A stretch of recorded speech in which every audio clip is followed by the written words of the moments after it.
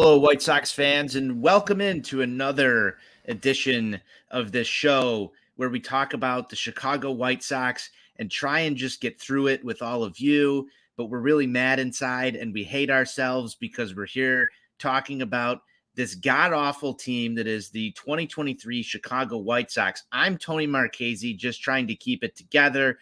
And that's Surly Steve over there at NWI. Steve, I'm going to need to crack a beer. I'm a little irritated tonight, Steven. Can you tell that I'm irritated tonight? I'm irritated. Hey, yo, Anthony, I can sense some irritation in your voice here. Simply put, I hate it here. Do you? I absolutely hate it here. Me too. I hate it here as well. I'm right there with you. It's an absolutely miserable place. There's nothing enjoyable right now.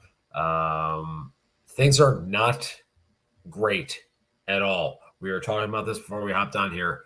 It's a fucking death march right now. This is what this is. And is this death march culminating with 100 losses? Because that's sure as fuck what it looks like right now.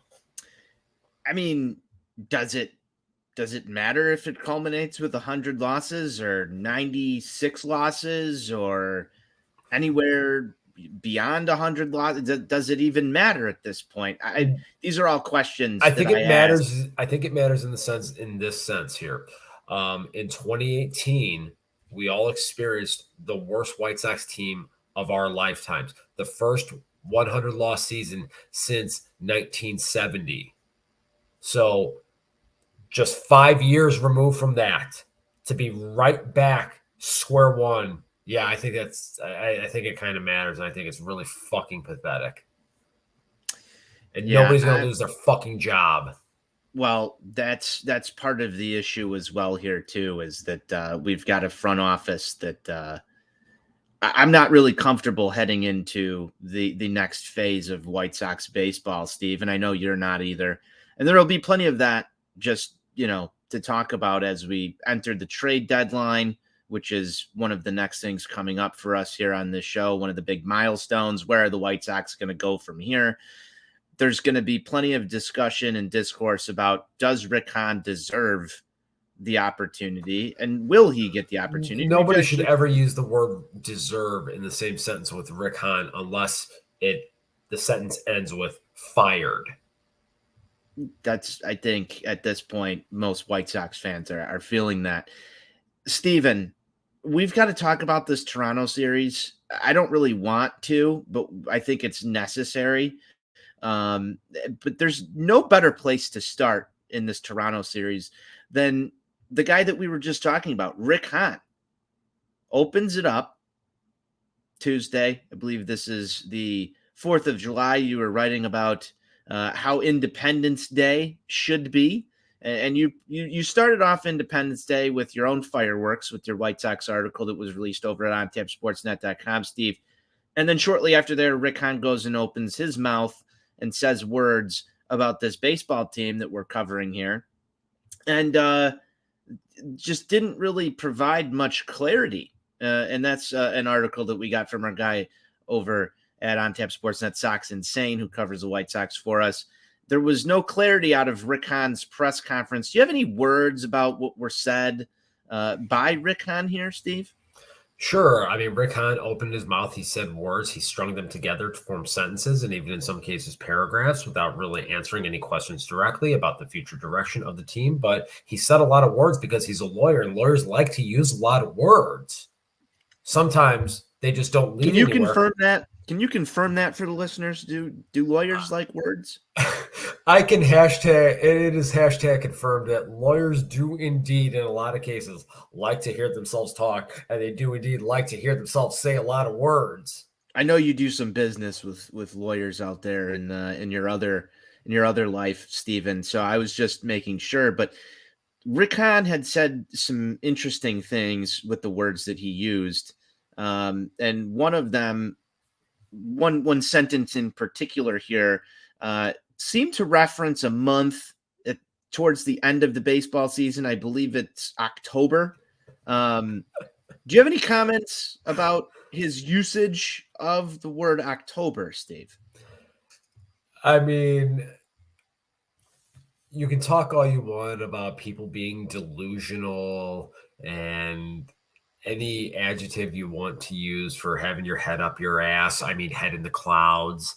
To talk about the month of October with this team. Now I do believe the final regular season game is in October, but to imply that they're going to be playing after that final weekend of the season in October, hosting a playoff game. Rick, I'm going to be honest with you. Comedy is not your bag. You should really leave that to the professionals because holy fuck, did that joke not land? It didn't. And I think we're past sort of the point. Like, man, so many people have called me the optimist on this program now for the past 2.5 years. And I'll gladly wear that in this circumstance. When I'm past the point of declaring this team dead, things are bad. Things are really bad. I hate to be dragged down into the negativity that Steve normally portrays on these airwaves, but here we are. I'm pissed off. I'm mad. I didn't like the fact that Rick Hahn was out there talking about this team playing in October right now, having any semblance of hope for this roster to get things together. When you have literally every national writer that covers Major League Baseball going on NBC Sports, 670 The Score, whatever media outlet you want to pick in the city, talking about how this thing's going to be completely torn down, completely gutted. And I understand that the trade deadline has not passed yet. The White Sox are in a very precarious situation because, as we said earlier, I don't know if we trust Rick Hahn to get the job done here, to trade these assets. I think we know the answer to that question. But he's going to be the one that does it. And so where are you? Where are you as an organization? And the same bullshit that was spewed to us a couple of years ago about how this was all going to be okay now suddenly doesn't feel the same. And it probably shouldn't have the second time through. But I believe at that juncture, Stephen, people were talking about how this was in Rick Hahn's vision and not Kenny Williams' vision. And so you can argue whether or not all of this has just played itself into a giant shit pile. But here we are. And I'm just not pleased with how that press conference went down. I have very much gotten to the point where when Lawyer Boy speaks at the start of a homestand, I just don't even give it any credence anymore. It just simply is not worth it. There's not going to be anything of substance said. I would venture to say at some point, that first series after the All-Star break, we'll get, some catchy little saying akin to mired in mediocrity that he uttered during the 2016 season. He'll come up with something clever. He'll get his thesaurus out and he'll string a couple of words together, and that'll be kind of the next joking point on twitter.com or whatever social media platform you want to use by then come late July. But at the end of the day, look, nobody should take anything that this fucking clown says seriously. He's had 10 years at the helm to figure out how to work under the constraints of Jerry Reinsdorf. He's failed miserably at this until he and Kenny are no longer the ones making the baseball decisions here for this organization. Nothing is going to change. And you ask where we're at as an organization right now, I can tell you we're neck and neck right here with the Colorado Rockies for the dumbest organization in the sport. That's where we're at. Things are, other than that, things are great. Well, that's good. I'm glad things are great other than that. Steve, we've got a couple baseball games to talk about. You were at one of them that took place on Independence Day, one of the greatest days in this country. Blue Jays, White Sox. I had called you before this game started, Stephen, and I said, hey, maybe we need to do a promo out there in Lot B, get out there and talk about how the White Sox need to win one for America. You said that might not be a good idea in case things don't go our way. You opted against doing so. And I think it was a wise decision. Sox go down early in this one, Steven. But they come roaring back in the form of, I think, everybody's favorite baseball player on the Chicago White Sox, Luis Robert Jr., absolutely fucking demolished a baseball. You were there to see it. This thing was majestic. It was beautiful. It was everything you want on the 4th of July for a home run to bring you fireworks to be. It put the Sox in the lead. It was of the multi-run variety of home runs, Steven. Tell me about how that looked in person, because on the TV it looked fantastic. It looked very sexy. I'm not going to lie. It's one of those things where he's just kind of at the point where when he connects with the ball and at the point of impact and the point of contact, there's just that sound. People always talk about the sound being different. It is different coming off of his bat. I still go back to what I believed now. in that saying until Yohan Moncada walked into my life. I will tell you this, the one sound that I will always remember, when I think about that is that September day in Cleveland in 2021 when I got to watch them bury the Indians franchise. And he hit a home run in that first game of that doubleheader. And like I said, before I could get up out of my seat, the thing had already cleared the fence. And it is just different coming off of his bat when he makes solid contact. There is just no denying it. He really is the one positive thing, the one thing you can look forward to watching each night when it comes to White Sox baseball. There's really nothing else, if we're being totally honest with ourselves here. And that fucking sucks. Yeah, we didn't even really get to ride the Liam Hendriks story, the positive storylines from that. I'd say outside of Luis Robert Jr., if you give me somebody on this roster, even injured, he would probably be one of the other guys that, not that, we get ourselves into save situations all too often. Maybe it would have happened on Tuesday, but Joe Kelly got himself into a little bit of trouble with Mr. Vladimir Guerrero Jr.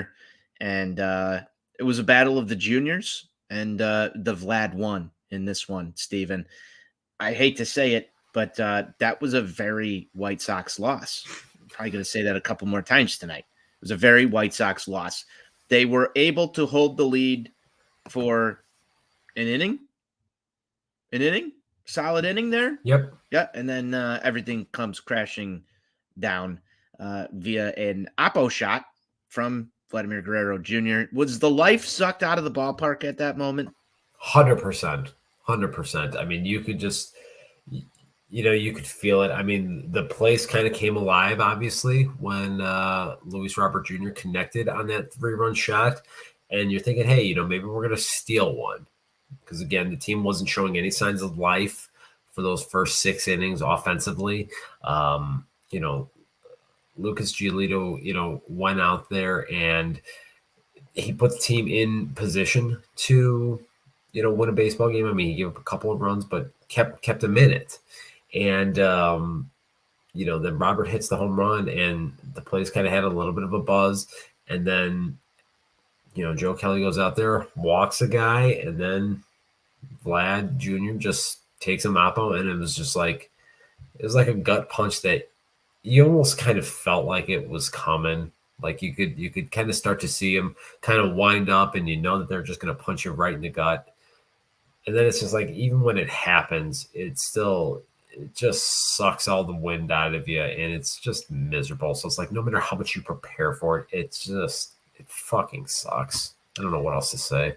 It does. I sort of felt that when I was watching this. I saw the crowd come alive after the Robert Jr. home run. Thought we were going to get to do some hour rolls. Maybe we'll get to that in the back half of the show. Some cool Luis Robert Jr. news. And I want some predictions from you. Or maybe we'll save it to Sunday. We'll see what time allows here, Steven. But Yeah, I thought that was probably the best home run of the year. We'll probably look back on that on the season recap show somewhere in October, Rakan's favorite month. The season autopsy, you mean? Yeah, or what do you call it? A funeral, wake, whatever you want to call it. The biopsy or what do you call it? Autopsy. Yeah, Autopsy. Yeah. Autopsy. Yeah, we'll do an autopsy on this deceased season at some point in Retcon's favorite month. Oh, I think I can already identify the cause of death. I'm sure, but the body's still in transport. It's got a long way to go. It's far. We've got a couple of comments in here. Thanks to everybody who's joining us on the YouTubes and the Facebooks. We're not on Threads yet, the new whatever platform it is. I don't think we can stream there. We're also over on Twitter. If you're on Twitter, hop in the YouTube so you can come comment on the show. Brandon James was in here a little bit earlier. He's a season ticket holder and he's wasting his money. Steve and I got out of that game this year. Voodoo's here. He's always here. I think he lives in our YouTube channel. I think that's the only place he is sometimes. We love you, Voodoo. But Voodoo and I were conversing earlier. We were kind of talking, 0-2 an Italian Heritage Night.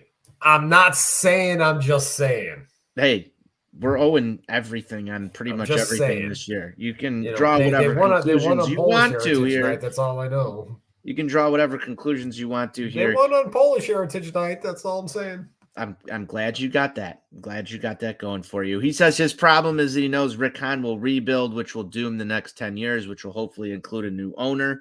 We do as well here on the show. He also commented Bedard. I think that makes us happy. I think that makes everybody happy. I will drink to that. I know it's been a while since I've been on these airwaves, but I've been over at Four Feathers celebrating Connor Bedard and better even though things. He might need to go get some kind of vaccine or I saw him at treatment. I mean, he was at some place, so he probably stinks like piss. Who knows what other kind of fucking disease he has come in contact with. Interesting choices. You hate to see that. Interesting choices. I'm mad at the White Sox that they did not get him out here. I'm wondering if he was supposed to be at the 4th of July game, which got rained out. But the counter argument to that is, do you really want the stain of the White Sox organization at this point on the man that is really entrusted with saving the city? Do you want the stain of either of these baseball teams? No. On that guy? No. I don't either. So does it matter at this point? I don't know. I mean, maybe we'll put that as a poll tomorrow from our main account. We'll see what people say. But yeah, we've got 2 more baseball games to talk about, which took place today because of the rain that came into the area yesterday. Man, winnable baseball game central today for the Chicago White Sox. First game, Mr. Lance Lynn on the mound. Another very impressive start from Lance Lynn, who has just had a Jekyll and Hyde season. There's really no explanation for this, Stephen. I don't know if he's reinvented himself or if he's getting lucky or if offenses are exposing. Toronto's a good offense, and he was able to handle them today very, very well. He goes 7 innings with 11 strikeouts. I think it was probably his second best start of the season, maybe best start. We can argue this one back and forth. Given the talent level of Toronto, I thought this was a fucking phenomenal effort from Lance Lynn. His ERA, though, is still above 6. So it's a very peculiar situation for Lance Lynn. This game goes into the 11th inning before anybody scores, Steve. Thoughts, comments, concerns about game 1 today? As it relates to Lance Lynn, we've seen 3 or 4 outings from him like this throughout the course of the season where he goes out there and just shoves and then ultimately has nothing to show for it. I know I shared in the group chat before we hopped on here a tweet from NBC Sports' Chris Kamka, resident stat guru over there. That was the 8th time this season that the White Sox pitching staff has had at least 14 strikeouts in a game. They are 0-8 in those games. That's just unfathomable. That sounds impossible. It really does. But then when you stop and think about it, game 1 was in a lot of ways a microcosm for this season. And what I wrote about earlier in the week relating to the complete lack of offensive approach from this team, just going up there, just swinging at everything. Barrios had 3 consecutive 9-pitch innings in that game at one point. Just goes to show they just go up there and they just swing. No plan, no approach, nothing. Don't hit the ball hard, hit the ball on the ground constantly. And, I'm literally watching this game on my phone on the Stairmaster at the gym. And it's like, literally, I turn my head to the side. It's like the inning's over. It's absolutely mind-numbing to watch how this organization and this team just continues to go up there devoid of any kind of structured offensive approach. But here we are. It's concerning to say the least. I know we were all after Frank Mendocino. Where's the outrage? Where's the outrage here? Is it going to come? Or is it more focused right now on Pedro Grifol, Rick Hahn for the larger product? I mean, you've got one of your guys in here. Former Barbs guy. Yeah, and are these guys even fixable? I heard on the post-game show in between these games that nobody even wants these hitters from the Chicago White Sox at the trade deadline. Yeah, I don't know. How broken is this thing?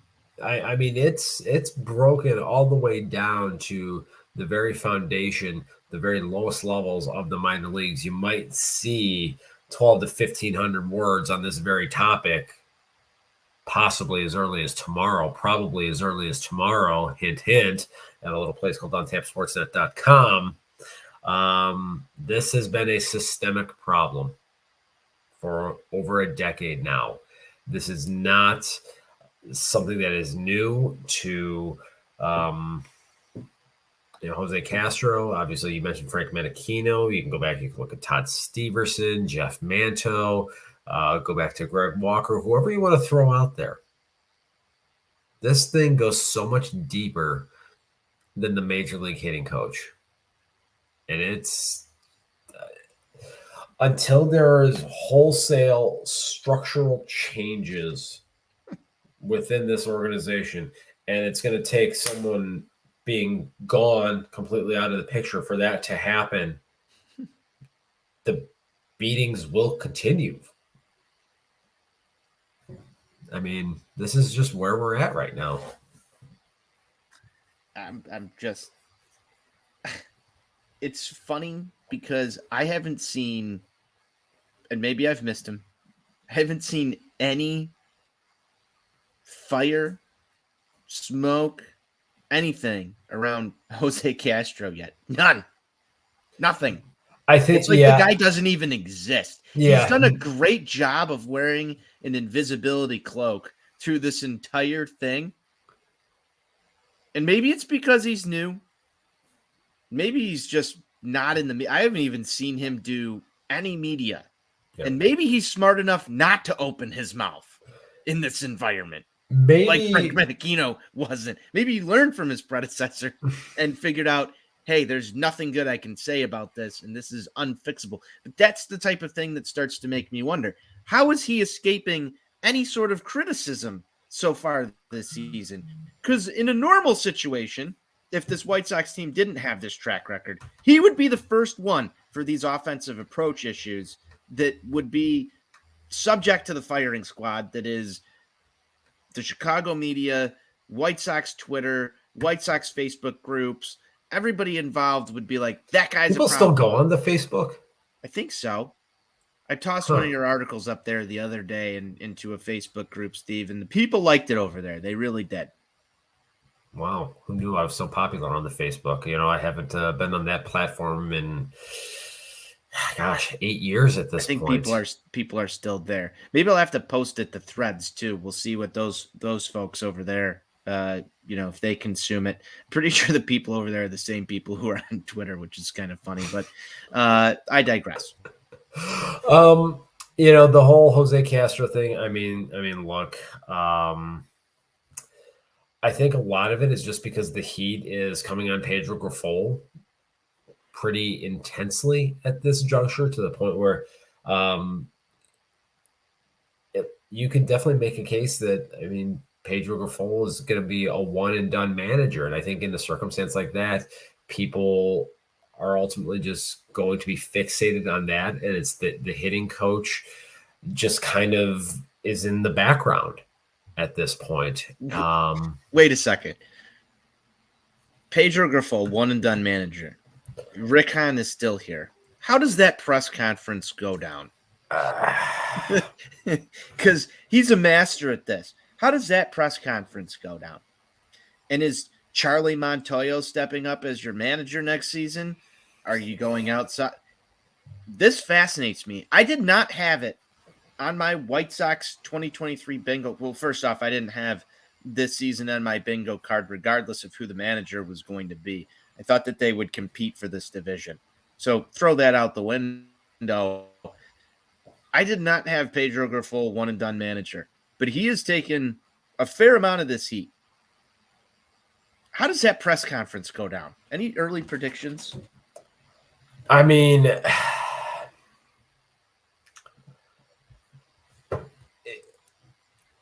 There is part of me that does think that Hahn is gonna be a fall guy on this, and justifiably in a lot of cases. So, I think a reshuffling of the chairs on the Titanic, with Chris Getz maybe coming in to be beneath Ken Williams. It's hard for me to fathom a scenario where both of those morons are back in the saddle next year. It's not going to be the wholesale changes that we want, and that obviously we know that this organization needs, but to just completely stand pat with this, I don't know how it's even possible when this thing has gone even worse than my expectations. And I remember a lot of people before the season were scoffing at me for saying that this team was going to only win 78 games. And a lot of people said, you're out of your mind, new coaching staff, Sleepy McDrunk face is gone, so everything's going to be fine. And I tried to caution people about that. And it's gone so bad. Take that victory lap. It's gone so much worse than I think even some of the most pessimistic people like myself could have possibly imagined.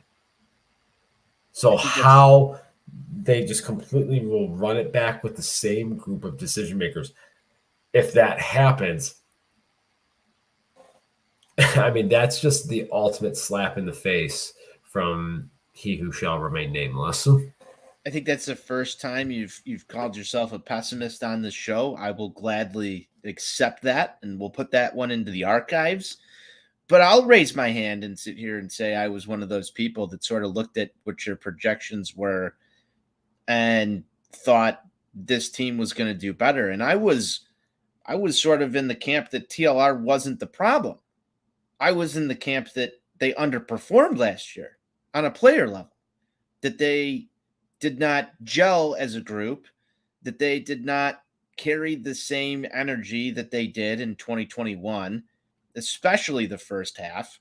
Maybe they burnt out in Iowa. And in fact, that's what's going to be sad, is that this rebuild is going to be marked with a high point of this team ascending to its best moments in a regular season game that I think was an excellent event that Major League Baseball put on. I pushed but back. I think that they were starting to slide before that. They were. I mean, I think obviously the high point will culminate with a division title in a season where Cleveland and Minnesota had just a ton of injuries too. And, I go back to it and I remember talking about this at the time. I remember being drunk in my hotel room in Cleveland that night on the show, and you commenting saying that you didn't think you'd ever seen me this drunk on a show before. But I remember just how subdued that celebration was. It was a very subdued celebration.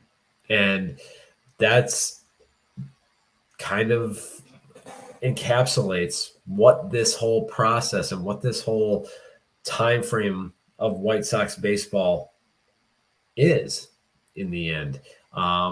It was a moment that was short on expectations and didn't live up to the hype. Now you've got me thinking, just in real time here. You've got me thinking, and I know we've got one more game to quickly get through. But now you've got me thinking about how Cleveland celebrated when they won the division last year. When they were mocking the Sox, you mean? Yeah. Yes. Yeah. When they were mocking the White Sox. And yet the White Sox had the ability to do the same thing right there at the same stadium that you were when this took place. And they acted very nonchalant about it. Those of us in the stands that day were more energetic and more excited than the guys on the field were.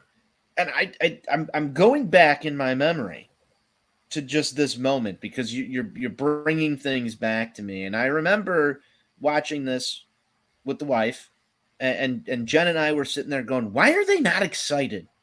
And the first thing out of my mouth was because they know that they have, to take the next step, act like you've been there before. But for a group of young dudes, now that I'm thinking back on this,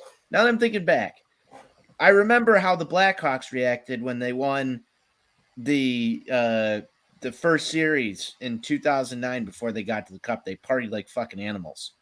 I remember how the 2005 White Sox sort of treated their way through the 2005 playoffs and winning the division and overcoming these things. I wonder if this has been a problem for longer than I've realized with this group.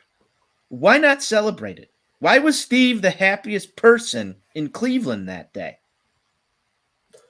It's a tremendous question. And it's something that, obviously we can look back on now. And I hadn't really given it a great deal of thought up until recently. But now you go back and you look at that. And listen, that was your first division title in 13 years. Unless you're getting to like Atlanta Braves, Los Angeles Dodgers territory where you're winning the division title every year for a decade, and then it just kind of becomes second nature. You win a division title, you survive that 162 game grind.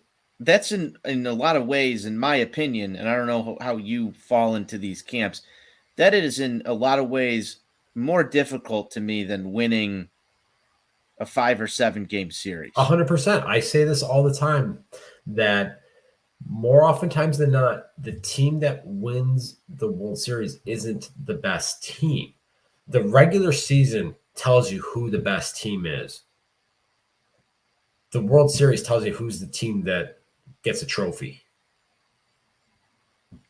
Well, for a lot of years in this game, Steve, they didn't have a playoff system. Well, right, but where we're at now since the advent of the wild card, going back to the 95 season, once you started to incorporate that, and now you dilute it even more by having 6 teams in each league in the playoffs. I mean, we saw it a year ago. The Phillies won a pennant as the number 6 seed in the National League. You're going to have a point at some juncture in the future. Who knows when it'll be, but you'll have like 2 number 6 seeds or like a 5 and a 6 scoring off in the World Series. It's going to happen. Yeah, and I think at least for me, because I was born in the early '90s. I don't really remember the pre '95 wild card eras, and I'm sure there's people who remember baseball way past that. Um, that this was a major change for them. This is what I grew up with, so that's all I really know. That's how the playoffs have always worked. But when you talk about the regular season being what determines the best baseball team, I wholeheartedly agree with you. I just wonder if you would ever be in favor of, say, two divisions within each league, top two teams in each square off for the pennant, and then go on to the World Series and make it that grind versus what you get. I don't think MLB is ever going to go for that. Yeah, But would that be ML, a better solution yeah, right now for you as a pure baseball fan to just say this would determine things better? yeah, no, and I think you go back and if you just look at it historically, that probably was the most equitable system that was out there. You had a balanced schedule at that point, so you're playing all the teams in your league an equal number of times, and I think that probably just made the most sense and would really kind of lend itself more so to the best team winning the whole thing at the very end. Once you start diluting it and adding in all these teams, like I said, you got 6 playoff teams in each league now. Steve and I are going to bottle this conversation up, and you can expect a detailed discussion on this off season on Sox on Tap. I love this type of discussion, Steve, and I hope the listeners do as well. But I'm in full agreement with you. Yeah, That's what I mean, determines the best team. yeah, but circling back to the greater point here is, I mean, you go back to what should have been, or what ultimately was the high watermark of this period of time in White Sox baseball, and they didn't even cherish it. They just acted like it was no big deal. And then the downward spiral since then. Very lame and weak now that I look back at it. Yeah. Very lame and weak. We don't like that. We don't like that here. Steve, speaking of lame and weak things, we've got one last White Sox baseball game in this Toronto series, which started at about 8 o'clock tonight after the White Sox pissed away a chance to even up the series earlier. And this one, well, they did that again.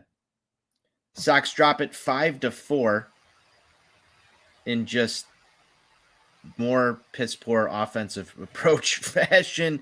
Sox get out to a lead after Toronto strikes first in the second. Sox get 3 runs in the third, and then it was basically death by paper cuts here.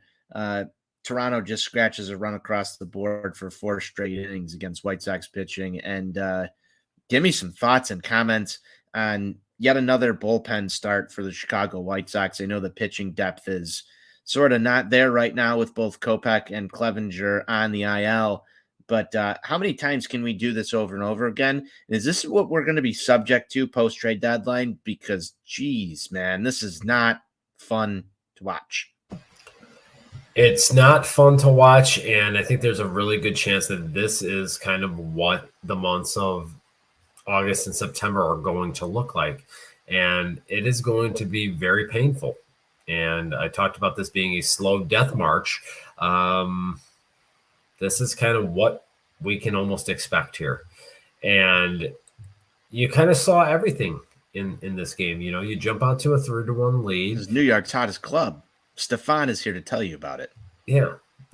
You jump out to a 3-1 lead. You give it right back. Eventually, you take a lead again, and then you just give it back. And then you let the Blue Jays just go and get that final punch in right there. And then you just go down and you just stay down. You don't even put up a fight. And we basically kind of saw every way that the White Sox have managed to lose games during this season over the course of the last 3 days here. It's all been right there. on display.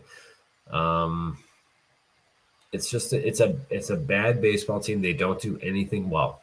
They do nothing well. They do nothing to inspire hope or confidence in you that things are going to turn around. It's crazy to think about, here we are. It's been almost a month since you and I were at the ballpark on that Saturday against the Miami Marlins. Yes. And they had a lead in the ninth inning, and Jelly went out there and gave it up. They win that game, they would have gotten to, I think it was 5 or 6 below 500. So, they would have had at least a little bit of positive momentum. Yet now here we are today. Low water mark of the season, 15 games below 500. Sucks. I'm sitting here looking at the 2019 Chicago White Sox pitching staff. Why does it look better than the 2023 White Sox pitching staff in terms of depth? Nova, Lopez, Giolito, Cease, Detweiler, Covey. Why does that seem better? And that doesn't even include Manny Banuelos, who came in for a couple of starts and one epically fucking disastrous start that came on May 4th of that season. But why does it look like it has more depth than where we are right now? I thought when we were building houses, like you were supposed to like add things onto them. Why does it feel like it's subtracted? And you're already talking about how this is going to look worse coming up here soon. If I've got one gripe with this team, Steve, it's the fact that there is absolutely no starting pitching depth within this entire fucking organization. And this thing was a house of cards, and the minute one starting pitcher went down, this was fucked. How is that possible? Because there's no depth anywhere in this organization. You can't name one position where there is depth. You can't. What? Third base, and I say this cautiously, very cautiously, because Big Brian Ramos guy. No, I'm just saying it's not a lot of depth, but it's the only position that has arguably two major league ready players to play it in Yohan Moncada, who's half available, and Jake Berger, who that's his natural position, and he's sort of at this point, I guess, earned the starting role while Yohan Moncada recovers from the back thing. But that's the only thing that had depth. You could afford this season for Yohan Moncada to go down and Jake Berger to step into that role. I will argue that. Everything else is pretty much completely fucked. That's not a good way for an organization to be structured then. Because if you've only got, at best, one position where you have enough depth to sustain an injury, you got a lot of problems. Look around the diamond. Tim Anderson goes down. You're already pulling your starting second baseman and Elvis Andrus over, which means that you've got a depth problem at second, so we can't even look there. You're platooning first base already between Andrew Vaughn and Gavin Sheets, which means that you don't have a true bona fide starter there. Catcher position is Yasmani Grandal, who you know isn't really going to be available, so you're already calling up Kyle Perez, who's done nothing for you. In left field, you've got Andrew Benintendi, and you've seen a rotating cast of characters try and come in whenever he doesn't start. If Luis Robert goes down, you were already relying on Billy Hamilton, who's not a major league hitter. He's a pinch runner, and he couldn't even last within the organization. Then you had the same cast of characters try and fill that out. In right field, you're still running out Eloy Jimenez, which takes away from there was not any depth. How did this conversation go down in the front office before this season started and say, okay, if we sustain an injury, here's our plan? It's patchwork. Third base was the only position that they had on lock, and only on lock in terms of one level deep. Can you name another organization out there that's as rail thin? The Colorado Rockies. Boom. Case in point. I'll argue with you here all day. I'm mad online. I mean, it's them and the Rockies. Pretty mad online right now. I mean, that's just where we're at here. And we've gone off on a couple of tangents here, Steve. I'll try and wrap this thing up for us. Sox fall 5-4 in the series finale, get swept by Toronto tonight. Get swept in the season series. Swept in the season series, swept at home, swept on the road, swept all over the place. People just bring the brooms out. It was embarrassing when I heard the Let's Go Blue Jays chants ringing out throughout portions of today's ball game. But here we are. The White Sox drop yet another one by a final of 5-4, as I mentioned before. There's really not a lot of good to talk about here. In fact, the White Sox had their chances late to get this thing done, and they were unable to do so in just the way that you would imagine them to. You did see Tim Anderson get an RBI. Golf clap, anybody? Yeah, crickets for that one. And he did, you can't even say he drove in another run, grounded into a double play, which resulted in a run scoring. Other than that, man, there's really not much offense to write home about. The Sox pitching staff in this one included Jesse Schultens, a guy that did not make the team out of spring training, in Mr. Shaw there, came in and pitched actually both games within this doubleheader. Talk about just like using a guy to eat up innings. Dude didn't even make it out of spring training. Just reminder. And then two guys who were called up prior to today's ball game in Padilla and Jimmy Lambert. Jesse Schultens' ERA is 3.45. Everybody else who pitched in this game is above 5. That seems ungood. And yet somehow the White Sox were able to only lose this game by 1 run. Well, at the end of the day, that's all you really have to lose by. And that's facts. That should be like the slogan for facts only, Steve. So, bad teams find ways to lose. Bad teams find ways to lose is very true. Steve, I said this before we hopped on here. Do you think the White Sox could have won all 3 of these games within this series? Yes. Yes, they could have. They absolutely could have. I think back to a time when, 20 years ago, the 2003 South Suburban College Bulldogs.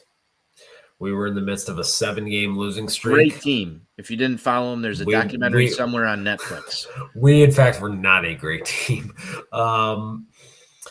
We were in the midst of a 7-game losing streak, and I'll never forget the immortal Steve Ruzich in between first and second game of a doubleheader after a loss. We're huddled down the third base line, and he comes walking out, and we just realize we're just going to get motherfucked. But he doesn't even break stride. He just looks at us and he says, when you accept losing, you're a loser. And you guys are nothing but fucking losers. And that's what this White Sox team is right now. They're fucking losers. All of them. As we've said many a times, the beatings will continue until morale improves. That's really all I've got for this Toronto series recap, Steve. Just going to say thank you to everybody who tuned in and listened to this show. It's probably very hard to do so at this point within the 2023 White Sox season, but we appreciate the support. Steve, we've got a series against the Cardinals. They're a team that's had their own trials and tribulations throughout the 2023 season, but they've sort of had more ups than the Chicago White Sox, and we haven't really fared too well, I think, against National League teams. But theoretically, somebody has to win these games. yeah, In somebody theory. does. In theory. In theory. But do the White Sox get the Cardinals right this weekend? If we're gonna do something, can we get St. Louis right? Can we get them back on track? I mean, why do we? I mean, I don't know that we want to. I mean, You never know. I mean, I don't see what the benefit to that would be. Honestly, just to piss off Ron Luce. I mean, listen, if it'll piss off Southside Ron, I think I can get behind it. It'll piss off Ron Luce over at Cubs on Tap. All right. That might be worth it. I mean, look, at the end of the day, that was the angle I was taking from Jump Street. Okay, all right, that's fair. I mean, look, at the end of the day, the National League runs through the ATL. Let's just call it what it is. I mean, that team's won 18 out of 20. I mean, that's what it's all about at this point. So anybody else in the National League, I mean, whatever. Well, I know how you feel about your Barbs. You got to pick to click for tomorrow's baseball game? Oh, boy. I'll go with Zach Remillard. What the hell? Why not? He's got a higher WAR than Tim Anderson. He does. He does like the guy. I actually have a higher WAR than Tim Anderson. You do, and so do I. Yeah. For that matter. I think we've got higher WARs than Tim Anderson this season. Yeah. That's pretty good. It's pretty good for us. Look we got that going for us. Who would have thought? Yeah. Took Zach Remillard.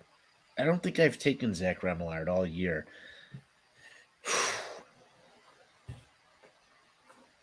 I'm gonna go with Tim Anderson.